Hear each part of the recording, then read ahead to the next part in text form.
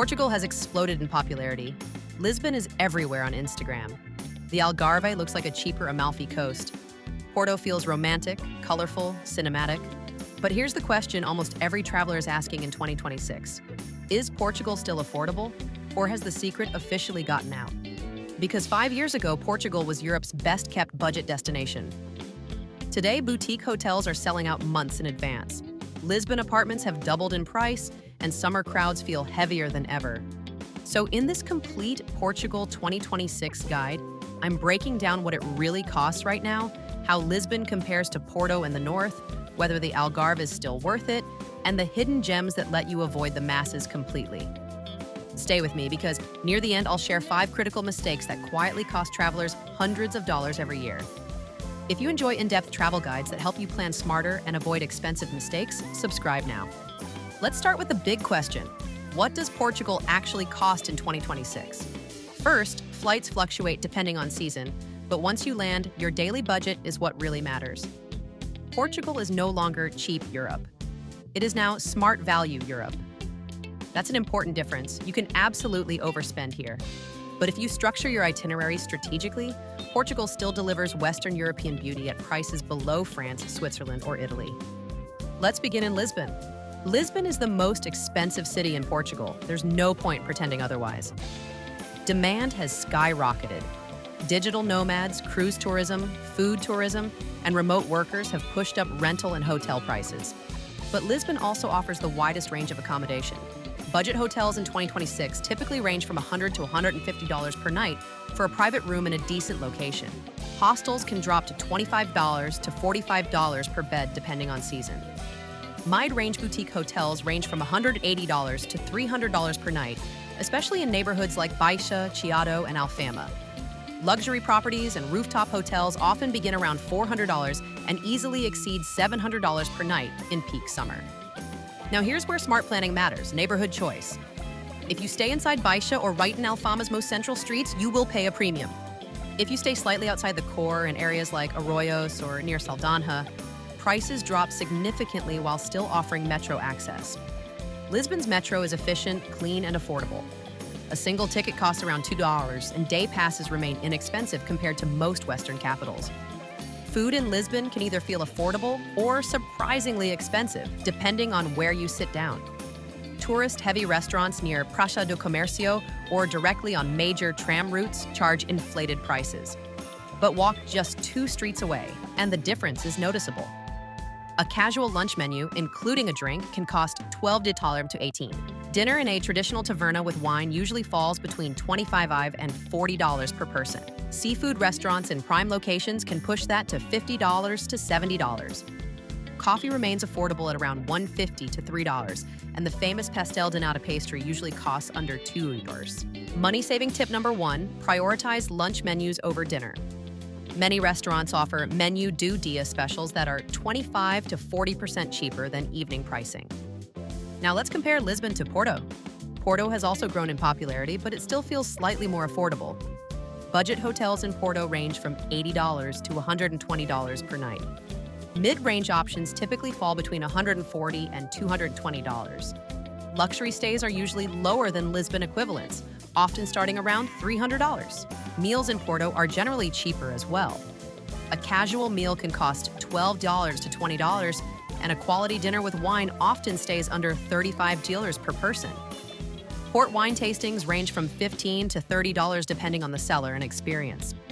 Transportation between Lisbon and Porto is one of Portugal's strengths. The train journey takes around 3 hours. If booked early, tickets can cost as little as $25. If you book last minute, prices rise quickly. Money-saving tip number 2, always book intercity trains at least 1 week in advance, especially during peak season.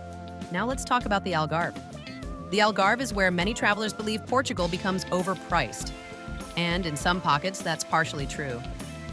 In peak summer, towns like Lagos and Albufeira can see hotel rates surge dramatically.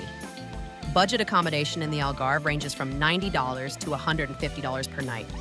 Mid-range hotels average $160 to $280. Luxury cliffside resorts can exceed $600 during high season. Car rental is highly recommended here. Expect to pay $35 to $60 per day, depending on season and vehicle size. Public transportation exists, but it does not efficiently reach the most dramatic beaches or cliff viewpoints. But here's the key.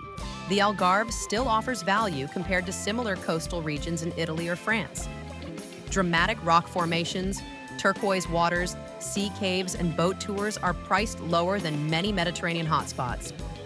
Boat tours to Beniguil Cave usually range from $25 to $50 per person, depending on duration. Now let's shift to hidden gems, because this is where Portugal still wins big in 2026. If you want coastal charm without Lisbon-level crowds, consider Cascais. It's only 40 minutes from Lisbon by train, yet feels calmer and more relaxed. Beaches are accessible, seafood restaurants are strong, and accommodation prices outside peak weeks can be lower than central Lisbon. North of Porto, Braga is one of Portugal's most underrated cities. It's historic, elegant, and significantly less crowded. Hotel prices are often 20 to 30% lower than Porto, and restaurants feel more local than tourist-driven. The Douro Valley offers vineyard landscapes comparable to Tuscany, but at a fraction of the price. Wine tastings can range from $10 to $25, and guest houses with vineyard views remain competitively priced compared to Italy's wine regions. If you're willing to go slightly off the standard route, Coimbra is another excellent stop.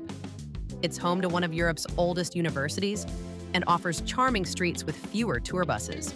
Now let's discuss timing. Best time to visit Portugal in 2026 remains May, early June, September, and early October. These shoulder seasons offer warm weather, manageable crowds, and lower accommodation rates. July and August bring intense European holiday travel. Prices spike, beaches fill, reservations become harder to secure.